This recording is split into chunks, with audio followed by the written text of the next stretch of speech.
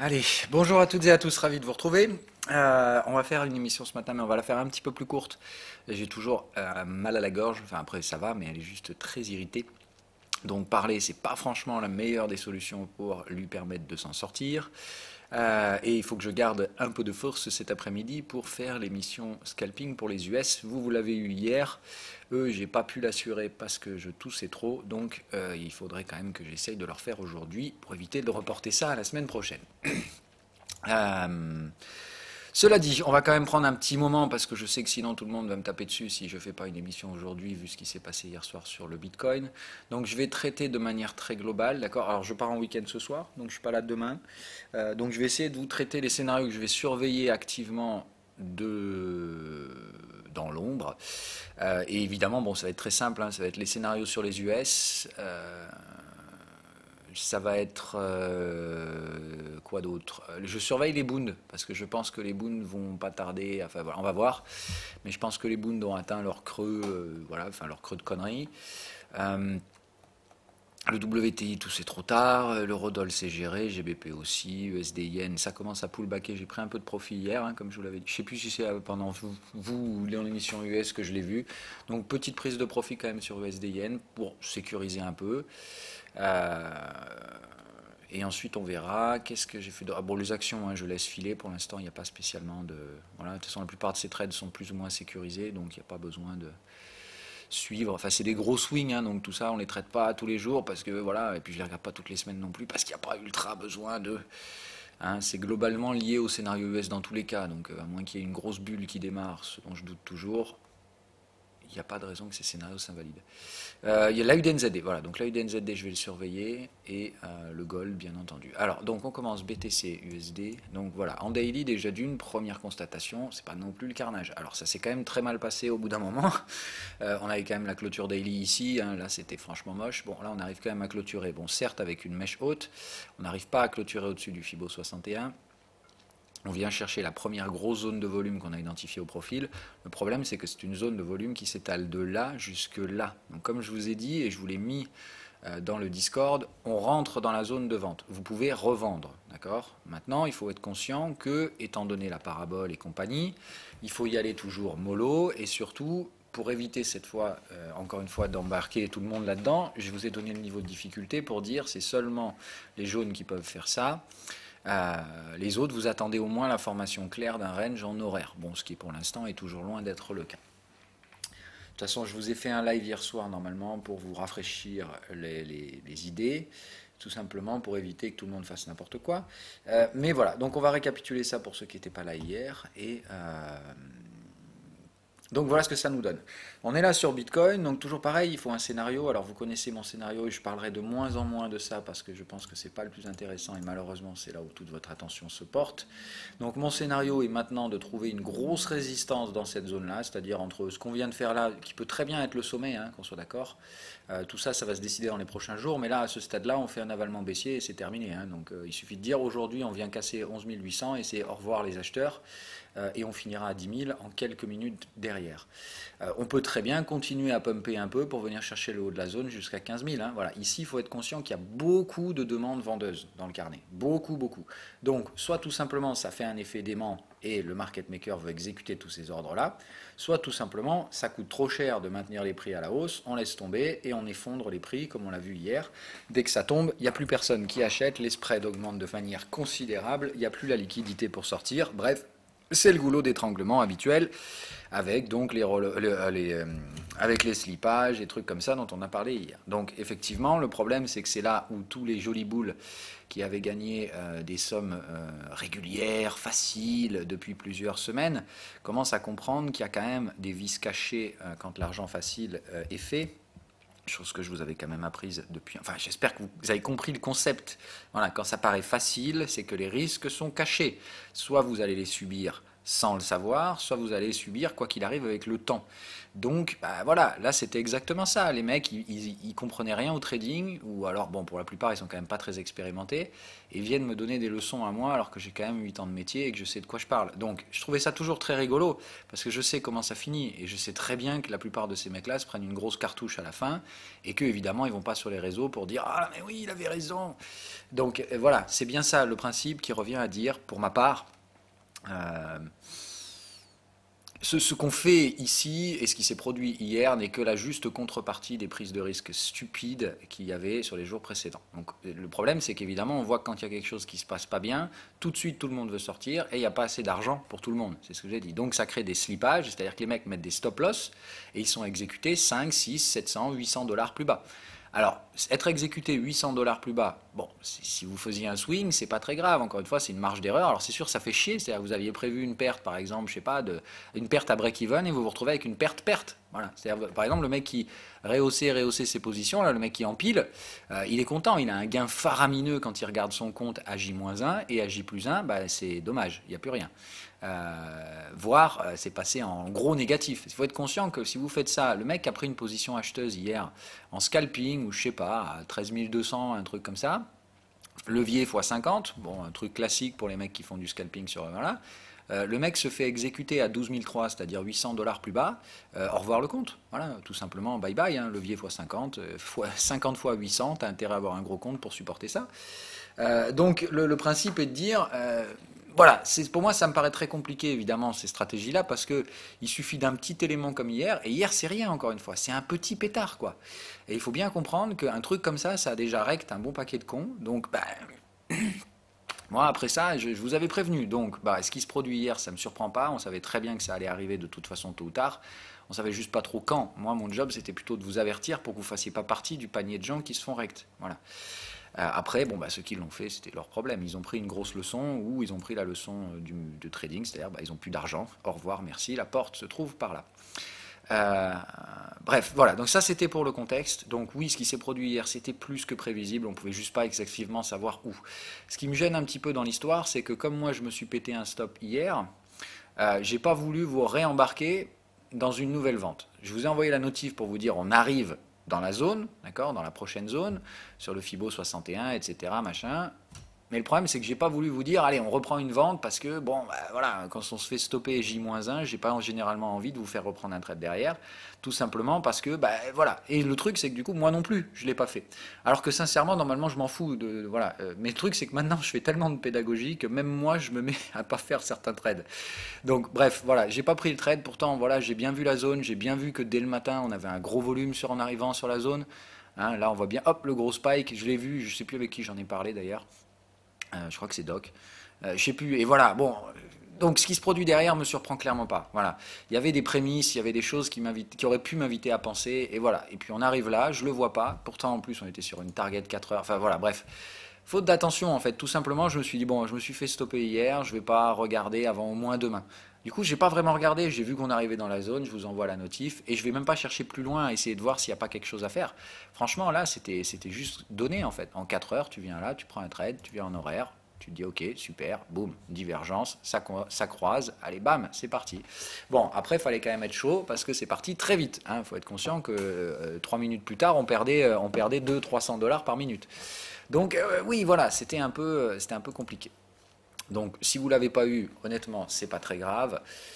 Vous attendez parce qu'on ne sait pas à quoi on a affaire. D'accord ? À ce stade-là, c'est encore beaucoup trop compliqué pour dire quoi que ce soit. Pour moi, le time frame qui cadre, alors voilà, c'est la règle que j'ai donnée hier aux autres et que je vous conseille à tous d'appliquer quand on est dans ces cas de figure-là. C'est-à-dire quelque chose d'inattendu se produit, mais bon, il faut dire que rien que ça, déjà, c'était inattendu. Donc en fait, en soi, revenir là, c'est pas vraiment non plus. Voilà. C'est plus, j'ai envie de dire, revenir à quelque chose d'un peu sensé. Mais bref, donc le principe est de dire, quand vous avez un mouvement comme ça, imprévisible, volatile, vous ne comprenez pas ce qui se passe, toujours vous cadrez le marché. D'accord ? Vous allez chercher un time frame, le premier time frame, partez du plus court et vous allez jusqu'au time frame où vous pouvez cadrer le marché et cadrer et donner du sens à ce mouvement. D'accord ? Donner une sorte de contexte. Donc là, on y est. D'accord ? Pour moi, j'ai plutôt envie de dire, vous allez en 15 minutes, pas vraiment, hein, c'est tout arraché, vous allez voir les box, elles font n'importe quoi. Voilà. Quand vous avez un truc comme ça, voilà, vous dites, voilà, vous m'enlevez les prix, si un débutant traite ça, on n'est pas d'accord, quoi. Voilà, ça, vous voyez bien que ça n'a rien à voir, les canaux de tendance font n'importe quoi, donc 15 minutes, pas possible de cadrer ce marché. Horaire, déjà c'est compliqué, voilà, hein, mais ici on commence à pouvoir trouver un cadre. À la limite 4 heures, là on est bien. Là on voit bien qu'on a affaire à une bulle, et à une fin de bulle probablement, si on dézoome bien, on voit bien que la bulle elle est bien bien mature, et qu'ici on fait probablement l'excès final. Donc est-ce que l'excès final est terminé? Bah, on n'en sait rien, parce que pour moi en 4 heures on est là, on peut très bien continuer un peu, je vous dis, et venir chercher plus haut. On a échoué quand même sur une target, ce qui me laisse à penser que bon, c'est pas non plus anodin. Euh, donc vous faites quand même attention. Moi, ça me paraît quand même piquant comme scénario, hein, de dire bon bah tout va bien, voilà. Mais pour l'instant, en 4 heures, d'accord, il n'y a pas eu de signaux. C'est-à-dire que la grosse vague de baisse là ne tient pas à la clôture 4 heures. C'est la raison pour laquelle il n'y a pas eu de triangle rouge. Donc pour l'instant, moi, je resterai quand même prudent à pas dire c'est bon, c'est le moment, tout va s'effondrer. Bon, j'ai quand même pris une vente hier, hein, mais bon, ça je vous ai dit, celle-là, elle est agressive et elle est que pour les mecs qui sont expérimentés, c'est-à-dire jaune et orange. Et je l'ai prise avec Tibbs en direct. Bon, bref, donc ça on s'en fout. Le principe c'est de dire si vous n'êtes pas expérimenté, vous foutez même pas les doigts dans l'engrenage. Vous attendez une chose et une seule, qu'en horaire on aille faire quelque chose de sensé. C'est-à-dire soit on bloque ici, on vient chercher les 10 000, on trouve un support et ensuite on forme un range. Dans ce cas-là, on aura une borne de range ici, d'accord. En fait, faut que vous raisonniez avec votre niveau de difficulté, d'accord. Si vous êtes débutant, ou que si vous êtes vert, c'est-à-dire vous commencez à comprendre la stratégie, mais la gestion du risque, c'est encore pas tout à fait ça, d'accord. Pour valider ça, il faut que vous arriviez là. C'est-à-dire que dans un range, vous pouvez clairement valider la borne qu'à partir du moment où vous atteignez le contexte opposé. Donc pour valider un range horaire, il faut qu'on vienne taper ça. Donc c'est minimum 11 265 aujourd'hui. Demain, la box va remonter, ainsi de suite. Donc si aujourd'hui on vient taper ici, d'accord, là vous pourrez dire ok, on a une borne de range et on est en train de chercher la deuxième. Vous ne saurez pas où elle va s'arrêter, hein. Encore une fois, on peut très bien aller très bas ici, voire ne jamais s'arrêter. Vous allez attendre ça et vous attendrez qu'il y ait un pullback. Et vous ferez quoi? Vous essaierez de revendre dans le contexte, ici, le range, à minimum 61% de retracement. Ça, c'est pour les verts. Les blancs, vous attendrez carrément 76,4 au minimum pour essayer de reshorter. Et là, vous essaierez en fait de prendre le train en route. Ok?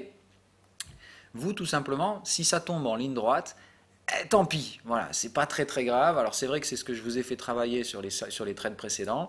Et si au final ça se produit un jour après et qu'en plus je vous interdis de le trader, vous allez dire ah putain fait chier quoi. Le mec il m'embarque, il m'embarque, il me dit je vends là, je le suis, ça marche pas. Il me dit là tu vends pas et c'est là où ça marche. Bon bah écoutez, si c'est comme ça, encore une fois, si vous débutez et que vous pensez que vous allez tout de suite gagner des millions et être riche, je pense que vous vous trompez clairement d'objectif. Quand vous débutez, l'objectif c'est déjà d'apprendre à arrêter de perdre. Et pour ça s'appelle apprendre une stratégie et apprendre la gestion du risque. Donc placez-vous toujours des objectifs. L'objectif financier, il se met en place qu'à partir du moment où vous avez réussi à comprendre la gestion du risque. Et ça prend du temps. Donc bref, voilà. Donc attendez la formation d'un cadre horaire. Je pense sincèrement, hein, pour ma part, que bon, dans le meilleur des cas, on va faire un triangle ici et les boules pourront éventuellement relâcher derrière.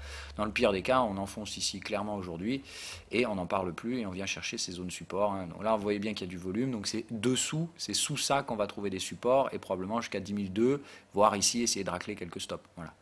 Hein. Donc à partir de là, ça reste normal, ça reste théorique, ça reste dans le cadre d'un range horaire, d'accord? C'est-à-dire pas nécessairement effondrement spéculatif. Alors ça va forcément casser quelques culs, hein. Il faut bien être d'accord que les mecs, ils l'ont pas vu venir le retournement là. Donc aller à 10 000, ça peut très bien causer l'effondrement spéculatif, c'est-à-dire au lieu de trouver un support ici, bam, on accélère et on va chercher sous les 9 000. Ça me paraît tout à fait probable aussi. C'est là où on trouve les supports de moyenne et compagnie. Hein. Donc, je veux dire, encore une fois, on était allé très loin dans la connerie. Hein. Il faut accepter de payer les pots cassés. Donc c'est de dire, voilà, le risque, c'est bien entendu l'effondrement spéculatif.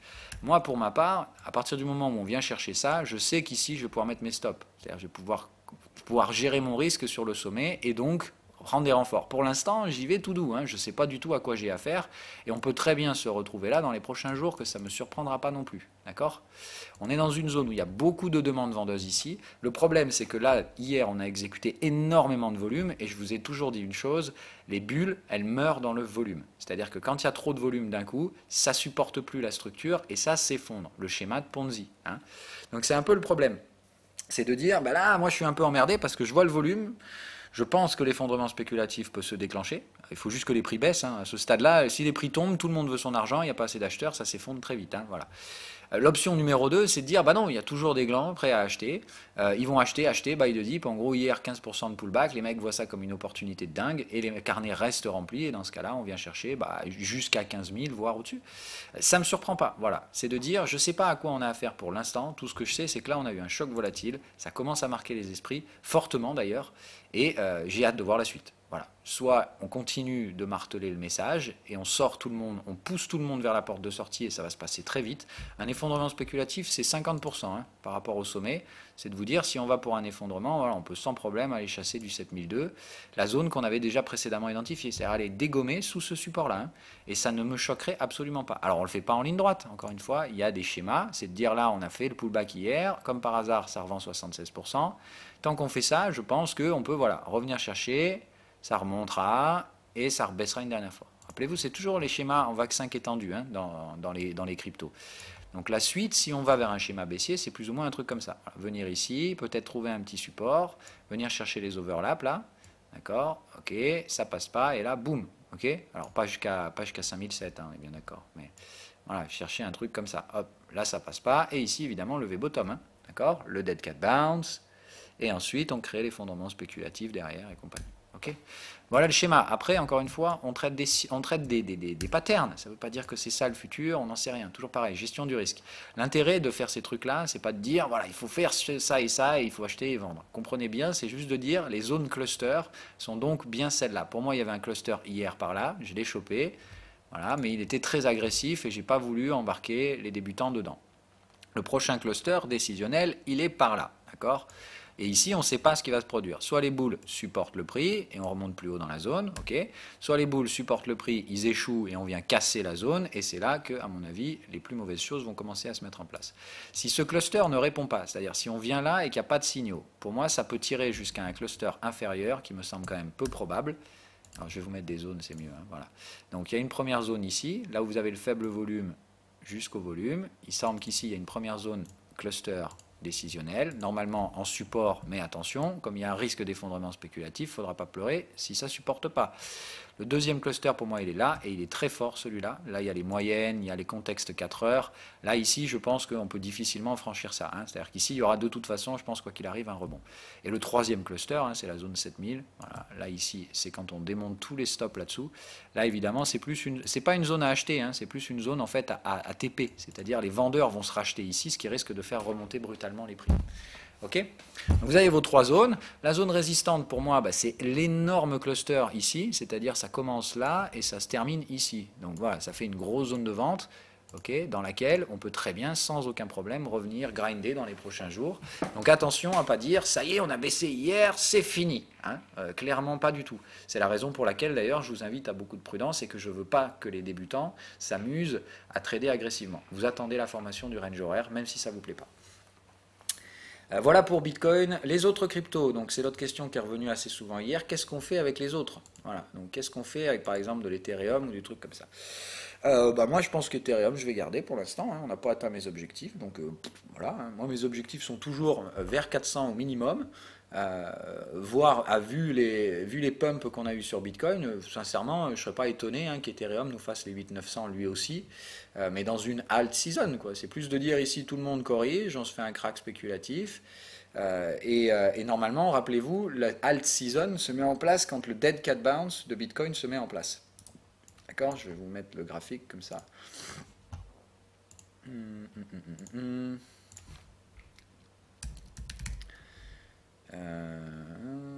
Oui, bon, on s'en fout. Bon, allez, on va prendre Bitstamp, on s'en branle.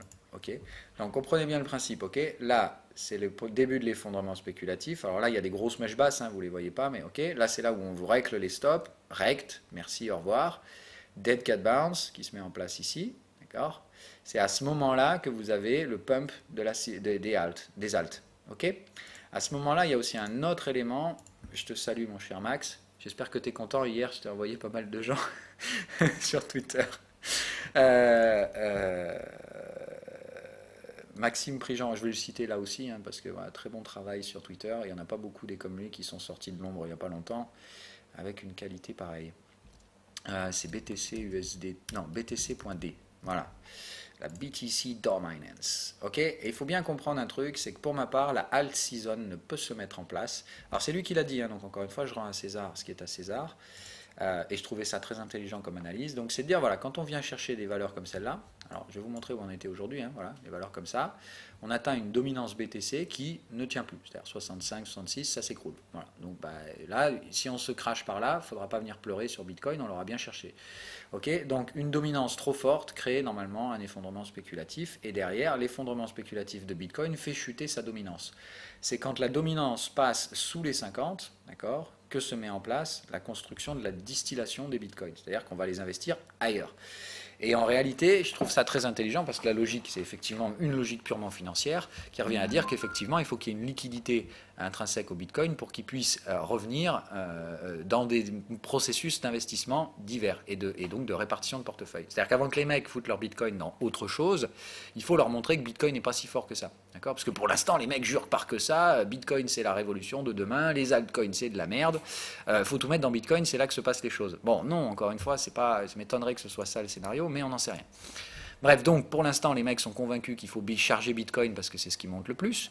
Hein, la théorie du prix, mais pas la théorie de l'intelligence. C'est-à-dire qu'en gros, on regarde le prix, mais on ne cherche pas plus loin. Alors qu'il y a des structures de prix qui sont incitatives à la précaution plus qu'autre chose, spécialement les bulles. Mais ça, évidemment, il faut les avoir tradés pour comprendre ça.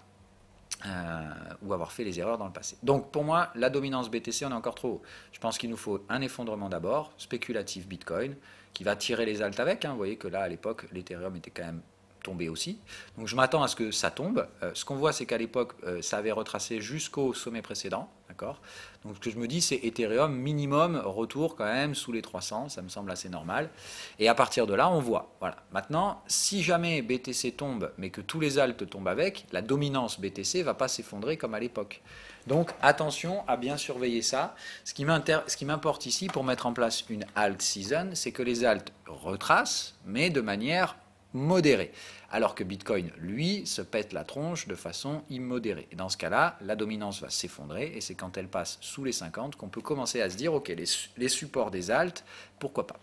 D'accord ? Donc moi, c'est comme ça que je vais gérer ce truc-là. Et en tout cas, voilà. Donc je reste pour l'instant sur Ethereum jusqu'à nouvel ordre. De toute façon, j'ai déjà réalisé des prises de profit partielles. De mémoire, c'était vers, je ne sais plus, par là, je crois que j'ai récupéré des premiers profits, hein, il me semble. Je sais même plus. Putain, je vous dis ça, j'en sais rien. Je sais plus. Mais bon, j'ai déjà pris au moins des profits sur Ethereum, ce qui fait que si ça devait retomber à zéro, c'est pas grave. Hein, voilà. Et puis ça m'étonnerait sincèrement. Mais encore une fois, on ne sait jamais. Hein. Ça se trouve, tout retombe, tout vaudra que dalle dans 6 mois, parce que Libra ou Dieu sait quoi d'autre aura remplacé tout l'intérêt dans les crypto-devises. Hein. Encore une fois, on n'en sait rien. Tous ceux qui pensent Bitcoin 200K parce que ça monte, ça peut très bien, je vous dis, retomber sous les 1000 $, et plus personne ne veut de ce truc. Et à terme, ça ne vaudra pas grand-chose. Ça restera un joujou pour spéculateurs, un peu comme aujourd'hui, on peut garder une Sega Mega Drive alors que tout le monde joue sur des consoles nouvelle génération. Vous voyez ce que je veux dire ? C'est un peu de dire, à la limite, Bitcoin, ce sera le truc de dingo qu'on gardera pour dire « Oh putain, t'as un Bitcoin, mec !» Ah ouais, on se rappelle de cette époque-là, alors que ça se trouve, demain, on utilisera un truc qui aura strictement rien à voir. Donc voilà, faites encore une fois très très attention avec ça, hein, les scénarios Bitcoin, Bitcoin, parce que les prix montent. Et moi, je vois surtout des spéculateurs jouer avec ça, et pas ma voisine, et ça me gêne un peu plus. J'ai pas de voisine, d'ailleurs, mais bon. Bref. Allez, Bitcoin, on a fini. Allez, un petit tour sur le S&P rapide, parce que, comme d'hab, je blablate, et du coup, je respecte pas mes horaires. Alors, qu'est-ce qu'on fait avec ça? Est-ce que ça sent la tendance baissière? Bah oui, un peu quand même. Hein. Je veux pas vous alarmer, mais bon. Hein. Donc ça sent bien le pullback. Donc là, je pense qu'on est en train de former un peu un range sur une zone support. Donc attention à ce que ça ne soit pas un premier mouvement baissier. Hein. Pour moi, ici, je vois une impulsion baissière. Donc je m'attends à ce qu'il y en ait normalement une deuxième. Problème, G20 plus GDP. Donc ça peut être assez impactant. Donc moi, pour ma part, je vais rester assez, je veux dire, attentiste dans la zone. Je pense qu'ici, on peut s'attendre à la formation d'un range, soit peu retraçant, soit assez profond, c'est-à-dire dans ce cas-là, vers 29,44. Dans la session d'hier, bah, d'ailleurs, je vous ai fait le scalping, on est venu chercher pile poil l'ordre. Hein. Alors ici, on est à 29,34, rappelez-vous, dans le scalping, je vous avais donné 29,39. Le futur ne code pas comme le cash. Hein. Celui-là est indexé sur le cash pendant la session cash. Donc si vous regardez, hein, voilà, je vous le mets par exemple, hop, qu'est-ce qu'on est venu chercher comme prix? Oh bah tiens, comme par hasard, 29,39. Bon voilà, hein, c'est comme d'hab, je fais quand même pas trop mal mon boulot, hein, je sais qu'il y en a qui critiquent, mais c'est pas grave, c'est normal. Merde, j'ai perdu mon fil. Voilà, S&P 500. Ok, donc le principe revient à dire, pour moi hier on a traité une zone de volume vendeur, ça a vendu sur la session. Ok, normal. Aujourd'hui on va voir ce qu'on fait un peu de tout ça. J'ai plutôt l'impression que soit aujourd'hui on enfonce ici et en gros le pullback se fait à la baisse, c'est-à-dire là en fait on fait A, B, C, ce qu'on appelle une consolidation dynamique et il nous reste l'excès final à faire aujourd'hui. C'est tout à fait probable, hein, si vous vous mettez dans un contexte 15 minutes. Attention, ceci peut très bien n'être que le pullback. Hein. C'est-à-dire, on fait un ABC dynamique. Dans ce cas-là, il reste la cassure du contexte de support à faire aujourd'hui dans le cadre d'un excès final. Hein. Donc ça, attention, ça ne me surprendrait pas que dans ce cas-là, on fasse ça aujourd'hui. D'accord, pour venir chercher l'excès final, on a une target ici, bon, elle est complètement invalidée, mais c'est ici qu'on retrouve nos contextes de l'UT supérieure. Donc c'est de dire, est-ce qu'on ne peut pas venir chercher le contexte horaire ? Ça me semble tout à fait probable, hein. Voilà, ça nous ramènerait vers ces zones-là, 28,95. Il y a bien des forts supports ici, des forts volumes. Donc voilà, est-ce que sans problème on ne peut pas venir faire un truc comme ça aujourd'hui? Ça chute un peu fort, on vient chercher du volume, 28,80, on trouve un support et derrière on lance un retracement. Voilà. Ok, moi ça me semble tout à fait possible comme truc comme ça. Est-ce que je vais prendre une vente aux US? C'est la grande question. Très honnêtement, en plus, mon plan était du coup de vendre la zone ici, donc les 29,39, enfin les 29,39 sur le machin. Bref, enfin en gros je voulais vendre ce truc-là, puis bah évidemment comme on l'a fait en live, j'ai encore oublié. Donc ça m'embête un peu parce que là évidemment je préférerais avoir ma vente d'hier, l'avoir sécurisée et me dire c'est bon, j'ai fait mon travail. Bon, est-ce que je vais la rattraper aujourd'hui? Bah, pourquoi pas, mais c'est assez compliqué. Bon, on va voir si j'ai des signaux en 15 minutes, à la limite oui. Bon, c'est du TP, c'est pas super bandant non plus, mais après on est sur une target. Oh, si, c'est pas mal, hein. Moi honnêtement je pense qu'une petite vente par là à Wall Street c'est pas non plus dénué de sens, quoi. Elle est risquée, hein, on est bien d'accord, c'est-à-dire que bah, là il faut quand même mettre un stop au-dessus des anciens sommets là-haut, ça fait cher en stop, quoi. Bon, ça fait 1% de stop, et je pense qu'il ne faut clairement pas risquer plus que ça sur un trade de pullback, d'accord. Là, franchement, prendre plus d'1% de risque sur un trade comme ça, même pour un trader risqué comme moi, je trouve ça un peu compliqué. Pour ne pas dire très compliqué même. Mais ça ne me paraît pas stupide, hein, là, une petite vente. Bon, je vais aller le faire, tiens, comme ça sera fait. Voilà, donc j'ai mis les 0,5 en levier, hein, c'est-à-dire que du coup, comme ça, je risque que 0,5% si on retourne chercher le sommet. C'est quand même très punchy Wall Street, il y a des gros catalyseurs, donc encore une fois, c'est plus de dire, bon, si ça tombe, je veux être dedans, parce que quand même, vu le temps que je cherche cette merde sur le sommet, si jamais ça tombe sans moi, je vais quand même l'avoir mauvaise, vu le travail que j'ai passé là-dedans. Donc voilà, je prends une petite, hein, c'est plus de dire, je pense qu'on est dans des contextes de pré-formation de cycle baissier, c'est-à-dire c'est très immature, et évidemment je sécurise ce trade dès qu'on vient chercher sous les contextes. Hein. Là, je vais le mettre mon alerte directe, hop, donc je me mets une alerte de framework, final access, hop.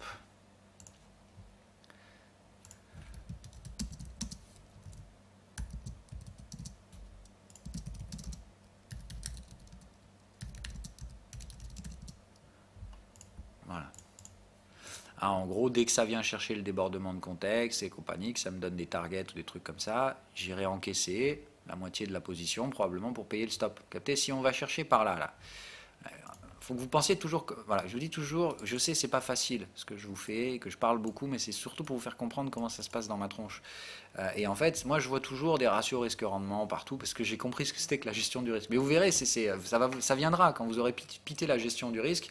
C'est comme quand on dit un joueur d'échecs voit des pièces d'échecs partout et il voit des positions et des structures. Voilà, c'est pareil. Pour un trader, moi je vois des risques-rendement partout. C'est un truc de fou. Je vous dis, à bout d'un moment, je vois les zones plus parce que je me dis c'est là que les mecs vont trader parce que c'est là qu'il y a le risque ratio-rendement et compagnie. Ok, donc c'est de dire ici, je me dis ok, c'est bien. En vendant là, si on vient chercher ici, c'est cool. On vient chercher un objectif à peu près par là. C'est-à-dire qu'à ce stade-là, je peux payer mon stop. Vous comprenez le principe? C'est-à-dire qu'on part de là, si on vient là, j'ai mon stop ici qui est payé. D'accord? Et à partir de là, ce qui me reste de cette position, je le garde mensuel. Hein, c'est de dire derrière, moi je vise toujours le même scénario, c'est-à-dire bah, on va se péter la gueule, et puis si on se pète pas la gueule, ça me coûte plus rien. Si on se pète la gueule, c'est super, je ramasserai le pactole. Mais dans plusieurs mois, hein, c'est une position qui restera ouverte longtemps. Voilà. Si elle est validée, si elle n'est pas validée, elle me coûte 0,5. Voilà, c'est ça le principe. Allez, parenthèse refermée. Pour le S&P, donc voilà, j'attends. Le scénario est effectivement extrêmement compliqué ici à mettre en place, dans le sens où, bon, pour moi ici, il y a un breakout très clair, hein, on le voyait bien dans les 15 minutes, ça traduit pour moi un mouvement baissier, donc une première vague de baisse. Je pense normalement qu'une seconde va suivre, donc normalement il y aura de quoi faire de la gestion du risque. Pour ceux qui veulent rattraper, je pense qu'il y aura de toute façon des pullbacks un petit peu plus élevés que le prix maintenant. Je pense que, hein, mais comme je pense, ça ne m'empêche pas de prendre des trades, on est bien d'accord. J'ai bien un contexte ici qui me permet de le faire, je le fais, point barre. Évidemment, une fois que ce trade est sécurisé, si c'est le cas, j'hésiterai pas à en reprendre d'autres, même peut-être avec des prix plus intéressants. Okay, mais toujours dans différents contextes. Là, j'aimerais qu'on vienne chercher le contexte horaire, si possible qu'on le démonte. Comme ça va se réorienter à la baisse, et avec un peu de chance, enfin ça sera orienté ici, hein, ça va casser, hein, et avec un peu de chance, on pourra renforcer sur les pullbacks. Vous, les débutants, vous ne jouez pas ce genre de scénario. Vous attendrez ça. Okay, toujours pareil, on est en train de former un range. Vous ne tradez jamais les premières bornes du range quand vous êtes débutant. C'est-à-dire que ça, vous ne saurez que c'est une borne de range que si on vient là. Ensuite, vous saurez qu'on a formé cette borne que quand on reviendra taper le contexte imposé. Et c'est à ce moment-là que vous pouvez commencer à trader. Troisième borne du range. C'est celle que les débutants tradent. C'est la seule qui est safe. D'accord, enfin, qui est safe. Elle est jamais garantie, mais c'est celle qui prend le moins de risques. Et au début, rappelez-vous toujours, quand vous êtes débutant, type blanc ou vert, à ce niveau-là, vous ne devez pas prendre de risques. Vous devez favoriser au contraire tout ce qui est hors prise de risque. Les trades safe, les trades dans le respect de la stratégie, c'est ça qu'il faut que vous fassiez. Ok ? Je vous ai mis des cadres très stricts, ce qui fait qu'évidemment, vous avez beaucoup moins de trades à prendre que moi et que les expérimenter. Mais c'est normal et c'est volontaire. Et si vous essayez encore une fois de franchir les marches en avance, tout ce que vous gagnerez, c'est de tomber de plus haut. Et on a dit à UDNZD, et on va terminer là-dessus. Donc là, UDNZD, pareil, je vous ai notifié hier. Je pense qu'on va arriver dans le bas de ce canal dans pas trop longtemps. Donc là, j'avais bien vu cette accumulation en biseau, et je me suis dit, je sens bien qu'ils vont nous la foutre à l'envers, les gars. Je ne sais pas pourquoi, je le sentais. Voilà, donc j'ai pas été surpris, évidemment, de voir que, évidemment, ils nous cassaient le support derrière. Donc, ici, on était en train de construire cette oblique en ralentissement. Je sentais bien hein, la cassure pour venir chercher la zone inférieure. Donc c'est par là, toujours pareil, que je cherche des achats ou tout simplement la réintégration de la structure et sa sortie haussière. C'est-à-dire que si je vois qu'on réintègre, clôture, hein, d'accord, et puis il ne s'agit pas de venir ici mécher comme on l'a fait. Hein, je veux bien des clôtures. Si ça clôture ici, ça m'intéresse. Ça montre qu'on forme une borne ici et qu'on rejette une nouvelle fois le range. Je pense que cette fois, tout retour au contexte vendeur fera normalement un breakout haussier, c'est-à-dire une accumulation et une sortie haussière. Donc j'attends soit le retest ici et une accumulation pour acheter l'accumulation et essayer de breakout, soit tout simplement je prends la position spéculative. Je remets le même levier hein, que celui que j'avais mis ici. Hein, c'est-à-dire, j'avais acheté ici, ça avait passé, c'était passé, j'avais pris un tout petit TP, là je me suis fait sortir le reste. Je refais la même chose ici. Hein, c'est-à-dire ici, je vais accumuler une position spéculative avec son propre risque, d'accord, c'est-à-dire pas un levier de gros fils de pute non plus. J'ai déjà du levier sur AUDNZD, si ça devait s'écrouler, je l'ai dans la merde. Enfin, je prendrais une grosse perte. Donc attention, pas toujours prendre trop de risques. On est bien quand même dans une zone spéculative. Alors après, je pense quand même que ça a bien martelé le cerveau des vendeurs. Donc ils ont bien compris qu'il fallait plus être trop vendeur, je pense à mon avis, sur la UDNZD. On a bien réussi à rétamer complètement ce support-là. Si on avait échoué au niveau du support, là j'aurais été inquiet. C'est-à-dire si on avait fait former la résistance là je ne serais pas en train d'acheter comme un dingue. Hein, voilà. Enfin en train de chercher des achats. Donc le principe est de dire ici, je pense qu'on forme juste un canal de consolidation et qu'on va au contraire venir chercher le support ici pour former le breakout derrière.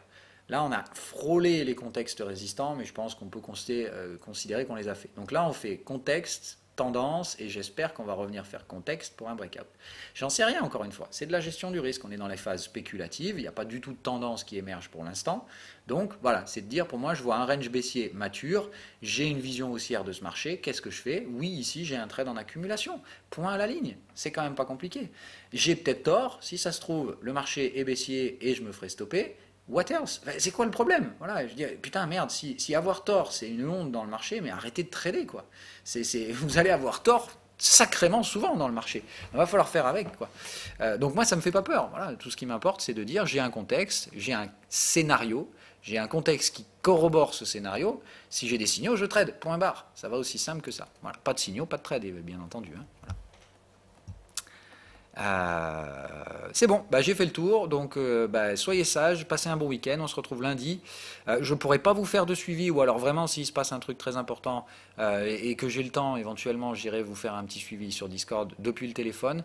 J'ai vu ce matin que vous m'avez déjà rebombardé de messages, donc je ne pourrai pas répondre aux messages probablement. Je vais essayer d'en traiter le maximum aujourd'hui, mais je fais ce que je peux, soyez un peu indulgents. Donc probablement que vous aurez des réponses soit au compte-gouttes, soit pas du tout avant la semaine prochaine. Voilà. Je vous souhaite à toutes et à tous un bon week-end.